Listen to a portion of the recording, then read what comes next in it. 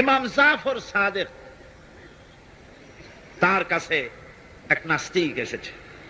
নাস্তিক বলছে, তার সঙ্গে ঝগড়া হচ্ছিল। সে বলছে আল্লাহ আছে, আমি তো মানি না, আল্লাহ বলতে কেউ নাই। সৃষ্টিকুল চিন্তা করে একটা আল্লাহরে বানাইছে, আসলে আল্লাহ বলতে কেউ নাই।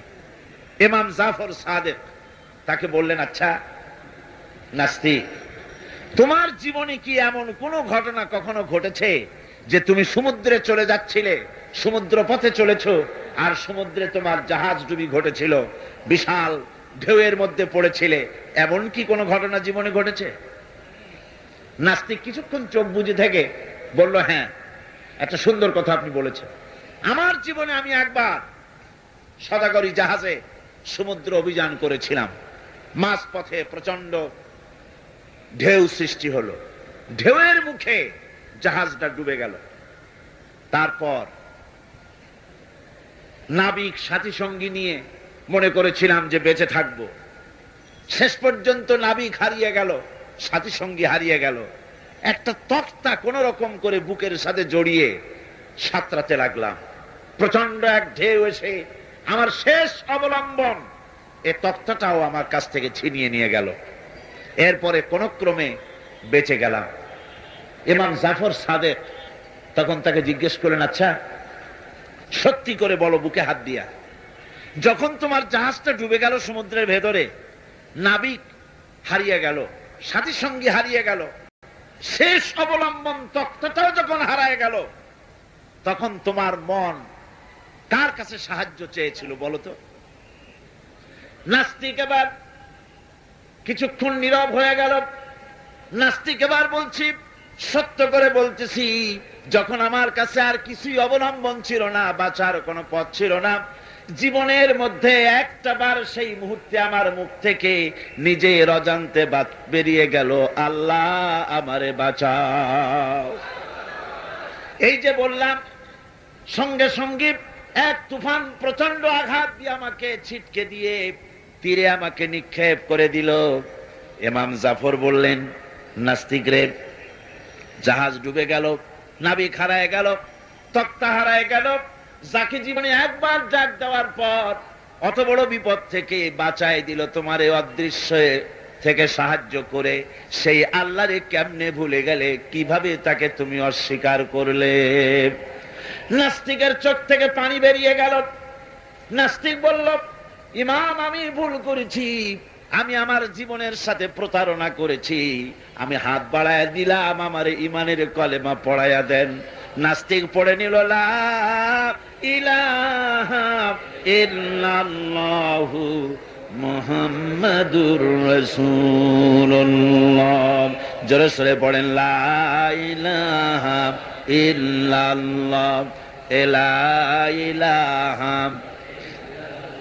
মুহাম্মাদের সাথে পড়েন, লা ইলাহা, লা ইলাহা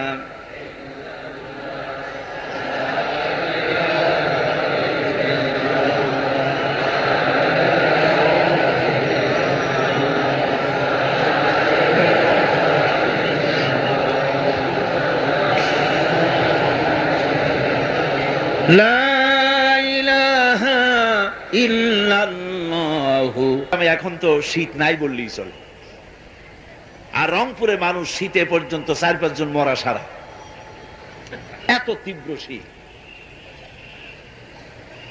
রাশিয়া, ইউরোপ, আমেরিকায় কি শীত আপনারা তো চিন্তা করতে পারবেন না। যারা ওই দেশে থাকে তারা টের পায় শীত কত প্রকার এবং কি কি।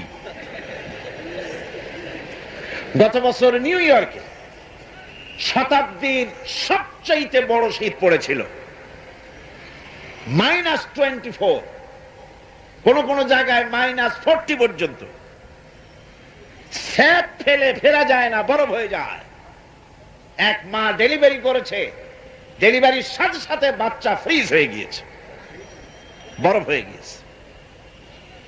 এই প্রচন্ড ঠান্ডা যখন শুরু হয়, স্নো পড়ে, বরফ আল্লাহ রাব্বুল কাগজ যে মিলে তৈরি হয়। চট্টগ্রাম কর্ণফুলী আছে না, চন্দ্রকোনা পেপার মিল আছে। বাংলাদেশের কাম তো সারছে, কাগজের কাজ শেষ, এখন কাগজ ভারত থেকে আমদানি করা ছাড়া উপায় নাই, ঠিক কিনা কন?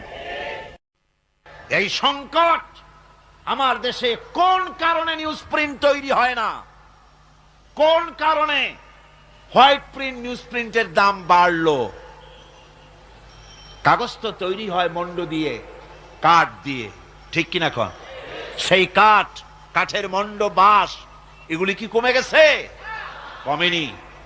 বরং আজকে যে কাগজের সংকট সৃষ্টি হয়েছে, আমি বলবো কৃত্রিম সংকট, এবং এ সংকট হয়েছে ভারতের দালালি করতে গিয়ে এই সংকট হয়েছে।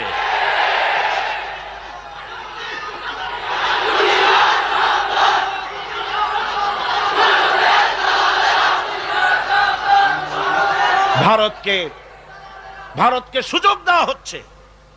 এখন বাংলাদেশের লেখকরা ভারত থেকে কাগজ ছাপায় আনতেছে, ভারত থেকে বই ছাপিয়ে আনতেছে, ভারতীয় কাগজ দিয়ে, পচা কাগজ। বাংলাদেশের কাগজের পায়ের কাছে দাঁড়াতে পারে না ভারতীয় কাগজ। সেই কাগজ আজ মার খেয়ে গেছে। ছোট্ট ছোট্ট বই কিনতে হয় জনগণকে 60 টাকা 70 টাকা দিয়ে। এই সংকট আজকে দেশে প্রতিযোগিতা হচ্ছে ভারতের দালালি কে কত বেশি করতে পারে। বন্ধুগণ, ভারতের দালালি এই বিষয় আমার আজকের বিষয় না, এ বিষয় আর এক সময় বলবো ইনশাআল্লাহ। কাগজের কথা বলতেছিলাম। কাগজ তৈরি হয় কেমনে আমি দেখেছি। কাগজের মিলের ভিতরে আমাকে ঢুকায় দেখানো হয়েছে কাগজ কেমনে বানানো হয়। বাঁশগুলি আর কাঠগুলি ইলেকট্রিক হিটে পানির মতো গলে যায়, আর 3-4টা নেটে ছাঁকনি দিয়ে বহু কায়দা কানুন করে পাতলা হয়ে ফর্মের মধ্যে এসে আস্তে আস্তে কাগজের রূপ নেয়। গাছ দিয়ে কাগজ তৈরি হলো, বাঁশ দিয়ে কাগজ তৈরি হলো, পাটের খড়ি দিয়ে, মন্ড দিয়ে কাগজ তৈরি হলো। এতগুলো নেট থাকে, ছাকনা থাকে, যাতে করে কোনো আবর্জনা না আসে, কাগজটা যেন প্লেন হয়। এত ছাকনা দেওয়ার পরেও কাগজে কলম দিয়ে লিখতে গিয়ে নিপের সাথে মাঝে মধ্যে আবর্জনার সাথে অ্যাক্সিডেন্ট হয়ে যায় না? এত সাবধানতা অবলম্বন করার পরেও কাগজের ভিতরে আবর্জনা দেখা যায়। এবার বলেন, গাভী আর ছাগলে ঘাস খেলো, কুটা খেলো, বসি গেল, তিসে খেলো, জীবন ভর দুধ খেলেন, একদিন বলেন বুকে হাত দিয়া বলেন কোনদিন দুধের মধ্যে একটা ঘাসের কণাও পেয়েছেন নাকি? আল্লাহ রাব্বুল আলামিন বলেন, বান্দারে এত সুন্দর করে খাওয়ালাম, আমার শুকর কেন আদায় করলি না? দুধ খা আর আমার শুকর আদায় কর। বল আলহামদুলিল্লাহি রাব্বিল আলামিন। জোরে সোরে জিকির করেন আল্লাহর লা ইলাহা ইল্লাল্লাহ, লা ইলাহা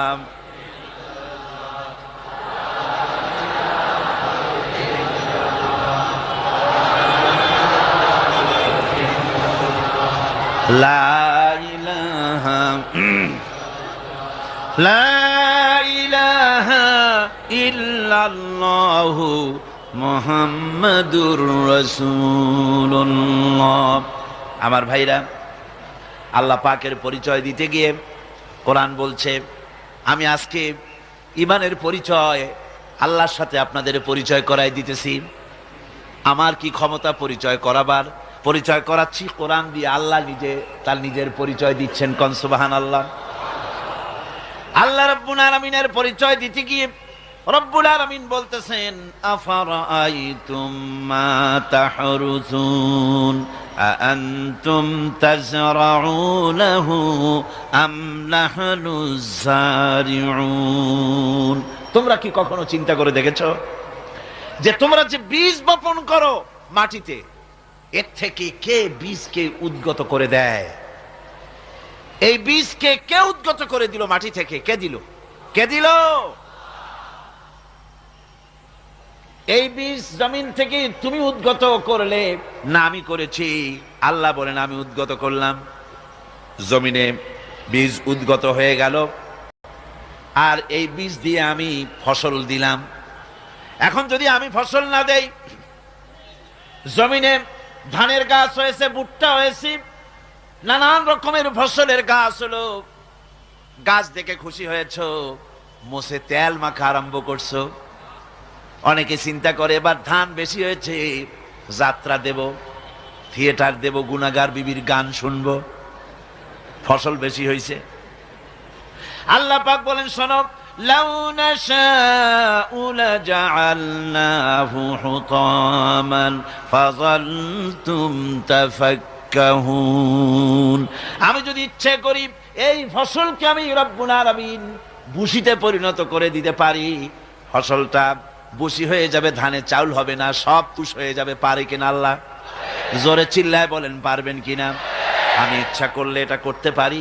তখন তুমি আমার বিরুদ্ধে কি অ্যাকশন নেবা? করবাটা কি? সারা দুনিয়ার মানুষ যদি আল্লাহর বিরুদ্ধে অনশন ধর্মঘট করে, তাতে আল্লাহর কিছু আসে যায় নাকি? আল্লাহ বলেন, জমিনের ফসল যদি সব তুষে পরিণত হয়ে যায়, তখন তোমরা বলবে ইন্না লামুগরামুন, আমাদের উপরে তো উল্টা দণ্ড হয়ে গেল, হায় রে সর্বনাশ, বাল নাহনু মাহরুমুন, আমরা তো বঞ্চিত হয়ে গেলাম। কপালে হাত মারবা, চিৎকার করবা, আর কোনোই লাভ হবে না। ইচ্ছে করলে আমি জমিনের ফসল নষ্ট করে দিতে পারি।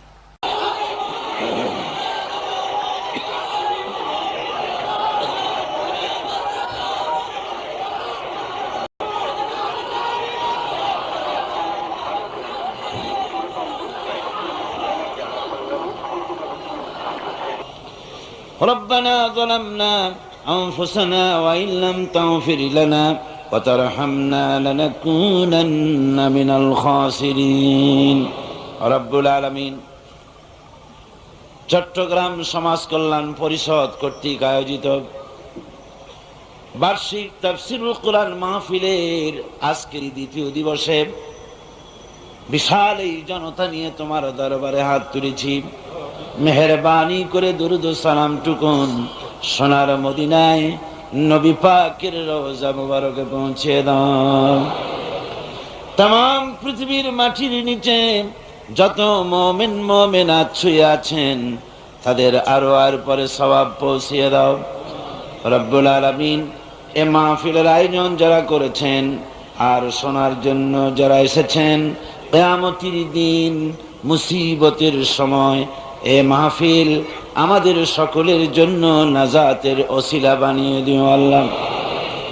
ইয়া রব करम तू अगर करे वो बात दे जुबां को जो दिल पर असर करे।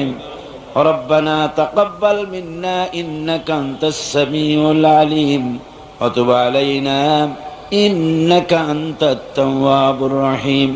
सुब्हान रब्बिका रब्बिल इज्जति अम्मा यसिफून व सलामुन अलल मुरसलीन আলহামদুলিল্লাহি রাব্বিল আলামিন।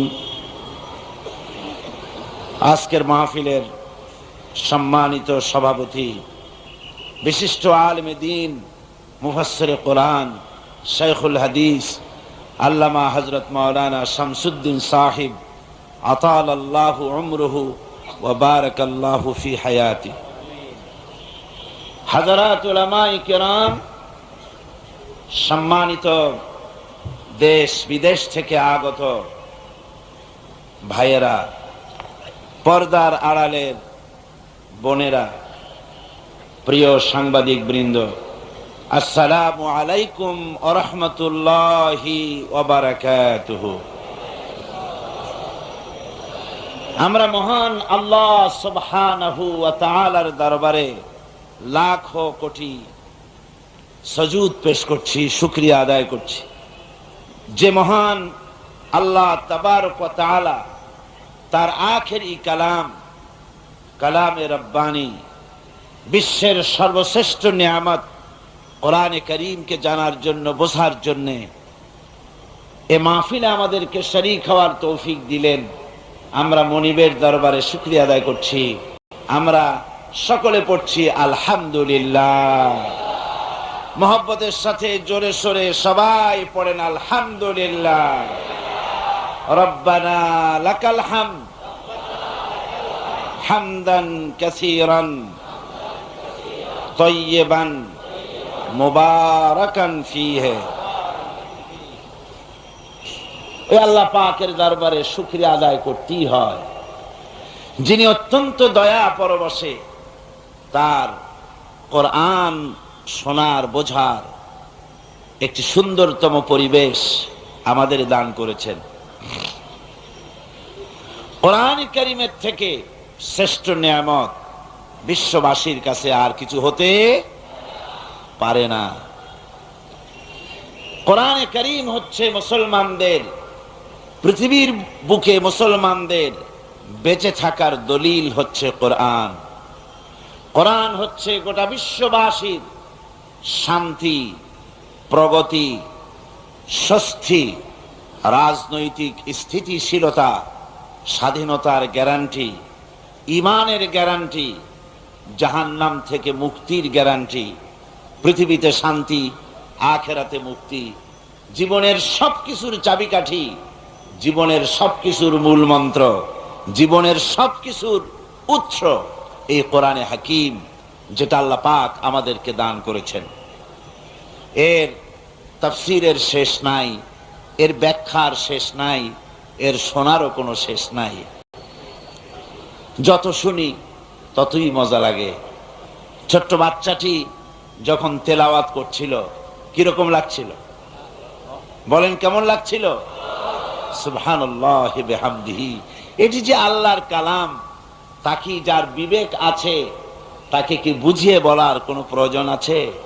এটা যে আল্লাহর কালাম, তার প্রতিটি অক্ষর, প্রতিটি শব্দ হৃদয়ের কন্দরে গ্রথিত হয়, কানে মধুর লাগে, কলিজা ঠান্ডা হয়, জীবন পথহারা মানুষ পথের দিশা পায়, মন চায় আরো শুনি, আরো শুনি, আরো শুনি। এর জন্য কোনো শেষ নাই। আপনারাই বলুন, পৃথিবীতে কত গান আপনারা শোনেন। গান প্রিয় মানুষ বহুত আছে। এমন অনেক মানুষ আছে বলে যে গান যদি নাই শুনলাম, গান যদি পৃথিবীতে না থাকে তাহলে বাঁচবো কি করে। এরকম মানুষও আছে, গানের এত প্রিয়। বুঝলাম আপনি খুব গান প্রিয় মানুষ। যে গানটি আপনার সবচেয়ে বেশি প্রিয়, সে গানটি 10 বার 20 বার কি তার থেকে বেশি আপনি শোনেন, আপনি গান। কিন্তু এরপরে আপনার এই গানটি আর শুনতে ইচ্ছে করবে? বলেন, ইচ্ছে করবে? করবে না। আপনার সবচেয়ে প্রিয় লেখক, যার লেখা বই আপনার বেশি ভালো লাগে, এ ধরনের কোন প্রিয় লেখকের বই 1 বার 2 বার 3 বার পড়েন একখানা বই, কিন্তু 5 বার 10 বার কি পড়তে ইচ্ছে করবে? মন চাইবে না। এবার ভেবে দেখুন, এই কোরআনে কারীম দীর্ঘ 1500 বছর ধরে মানুষেরা তেলাওয়াত করছে আর শুনছে, মন কি কখনো বিরক্তির উদ্রেক হয়েছে? কখনো হয়নি। মন চায় আরো শুনি, আরো শুনি। আর ব্যাখ্যারও কোনো শেষ নাই। কোরআনে কারীমের যত তাফসীর এ পর্যন্ত পৃথিবীতে এসেছে, প্রত্যেকটি তাফসীর যিনি লিখেছেন যে যুগে, সে যুগের চাহিদা ওই তাফসীরে পূরণ হয়েছে। পৃথিবী যত অগ্রগতি হবে, প্রগতির দুয়ার যত খুলে যাবে, বিজ্ঞানের নতুন নতুন আবিষ্কার এবং উদ্ভাবন দিয়ে বিশ্বকে যত চমৎকৃত করবে, কোরআনের তাফসীর আরো তত বেশি মানুষের কাছে হৃদয়ঙ্গম হতে সহজ হবে। কোরআন পুরানো হবে না, সব বাসি হবে। একটার পর একটা দর্শন বাসি হয়, বিজ্ঞান বাসি হয়, সাহিত্য বাসি হয়, কবিত্ব বাসি হয়। কোরআন এমন এক কিতাব যা কখনো বাসি হয় না, যা সব সময় চিরন্তন, শাশ্বত, চিন্ময়, অক্ষয়, অব্যয়, যা থাকবে ইলা ইয়াউমিল কিয়ামা। এমন এক নিয়ামত আল্লাহ আমাদের দান করেছেন। আমি এসে অধ্যাপক মুফিজ সাহেবের ওয়াজ শুনতেছিলাম, কোরআনের কথা তিনি বলতেছিলেন। আল্লাহ পাক তার হায়াত দারাজ করুন। তাকে যে মা পেটে ধরেছে, তাকে যে পিতা জন্ম দিয়েছে, সার্থক তাদের জীবন। ইংরেজি ভাষার অধ্যাপক, ইংরেজিতে পড়াশোনা করেছেন, ইংলিশের প্রফেসর। তিনি যখন বক্তব্য রাখেন হৃদয় স্পর্শ করে, মন থেকে দোয়া আসে, সন্তান তো এরকমই হওয়া উচিত। আল্লাহ পাক তার প্রতি রহম করুন, সবাই বলি আমিন। বন্ধুগণ, কোরআনে কারীমের ব্যাখ্যার কোনো শেষ নাই। প্রতি যুগে যতই তাফসীর বেরোচ্ছে, যুগের চাহিদা পূরণ হচ্ছে, আলহামদুলিল্লাহ। আল্লাহ রাব্বুল আলামিন বলেন, আমার নবী, আমার এই কোরআন সম্পর্কে আপনি মানুষকে শোনায় দেন। قُلْ لَوْ كَانَ الْبَحْرُ مِدَادًا لِكَلِمَاتِ رَبِّي لَنَفِدَ الْبَحْرُ قَبْلَ أَن تَنفَدَ كَلِمَاتُ رَبِّي وَلَوْ جِئْنَا بِمِثْلِهِ مَدَدًا। আল্লাহ পাক বলেন, নবী আপনি বলুন, আমার রবের কালিমার ব্যাখ্যা লেখার জন্য যদি তামাম পৃথিবীর সমস্ত সমুদ্র আর মহাসমুদ্রের পানিগুলি যদি কালি রূপে ব্যবহার করা হয়, আর তা দিয়ে যদি আমার রবের কালিমার ব্যাখ্যা লেখা শুরু হয়ে যায়, লিখতে লিখতে তামাম পৃথিবীর সমুদ্র আর মহাসমুদ্রের পানিগুলি শেষ হয়ে যাবে, আমার রবের কালিমার ব্যাখ্যা লেখা শেষ হবে না।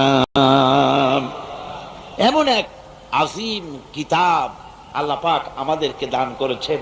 আমরা সৌভাগ্যবান জাতি, জোরে সোরে বলেন আলহামদুলিল্লাহ। এটা কি সহজ কথা? এই কিতাব আমার রবের বাণী, সুবহানাল্লাহ। আমার আল্লাহর বাণী, আমার আল্লাহর কথাগুলি সব এখানে লেখা। বিশ্ববাসীর জন্য নতুন করে আর একটি কথাও আল্লাহর পক্ষ থেকে আসবে না। যা বলা দরকার এখানে বলা শেষ হয়ে গিয়েছে। এই কিতাব পৃথিবীর কোন জাতির কাছে নাই। আল্লাহর বাণী অবিকৃত অকৃত্রিম উপায় কারো কাছে নাই, আছে মুসলমানদের কাছে, আলহামদুলিল্লাহ। কার কাছে আছে? মুসলমানদের কাছেই আছে, আর কারো কাছে নাই। চ্যালেঞ্জ, গোটা দুনিয়ার কারো কাছে আল্লাহর বাণী অবিকল ভাবে নাই, আছে কোরআন। আর এই কোরআন শুধু মুসলমানদের জন্য নয়, হুদাল লিন্নাস, হাদা বায়ানুল লিন্নাস, বিশ্ববাসীর জন্য আল্লাহ পাকের আখেরি কালাম। কতই না ভালো হতো যে কোরআন শুনতে এত ভালো লাগে, সেই কোরআনের আইন যদি মানতাম, তাহলে দেশ এবং জাতির জন্য তা কত কল্যাণ বয়ে আনত। আমরা হতভাগ্য যে কোরআনের কাছে এখনো পৌঁছতে পারিনি, তার বাণীগুলি গ্রহণ করতে পারিনি। আজকে পৃথিবীতে, আমার দৃষ্টিতে পৃথিবীতে খাদ্যের অভাব নাই, আলহামদুলিল্লাহ। আল্লাহ পাক দুনিয়ার একটা বিরাট অংশ এ গোলামকে দেখার তৌফিক দিয়েছেন। বাংলাদেশ সহ পৃথিবীর কোথাও আসলে খাদ্যের অভাব, চিকিৎসার অভাব, শিক্ষার অভাব, বাসস্থানের অভাব যেটা বলা হয়, তা সব কৃত্রিম। আক্ষরিক অর্থে পৃথিবীতে কোনো জিনিসের অভাব নাই।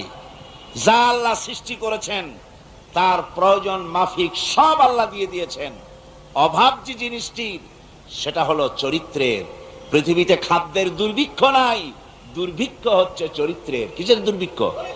চিল্লা এখন কিসের দুর্ভিক্ষ? চরিত্রের দুর্ভিক্ষই হলো আজকের বিশ্বের সবচাইতে বড় ক্রাইসিস। এই প্রতিটি সেক্টরে, বিশ্ববিদ্যালয় বলুন, কলেজ বলুন, হাই স্কুল বলুন, প্রাইমারি বলুন, পার্লামেন্ট বলুন, সেক্রেটারিয়েট বলুন, বঙ্গভবন বলুন, রান্নাঘর বলুন, যেখানে যাবেন সর্বত্র আপনার চোখের সামনে যে দুর্ভিক্ষটি ধরা পড়বে তার নাম চরিত্র। চরিত্র আজ কোথাও নাই, চরিত্র হারিয়ে গেছে। এই চরিত্র সৃষ্টি করতে পারে কেবলমাত্র ঈমান। এই চরিত্র কে সৃষ্টি করতে পারে? জোরে কন্যা কে পারে? ঈমানই পারে এই চরিত্রকে ঠিক করে দিতে। চরিত্র হচ্ছে, ঈমান হচ্ছে ফাউন্ডেশন। এই জন্য ঈমানের সাবজেক্টটা আমি ধরেছি এবার। আল্লাহ পাক যদি বলার তৌফিক দেন, ওমা তৌফিকি ইল্লা বিল্লাহ, সুবহানাকা লা ইলমা লানা ইল্লা মা আল্লামতানা। যদি মেহেরবানি করে বলার তৌফিক দেন, আপনাদের সামনে আস্তে আস্তে করে আমি বলবো। একটু জোরে সোরে মহব্বতের সাথে দরুদ শরীফ পড়েন। সালাতুনিয়া রাসূলুল্লাহ সালাতুনিয়া রাসূলুল্লাহ আলাইকুম সালাতুনিয়া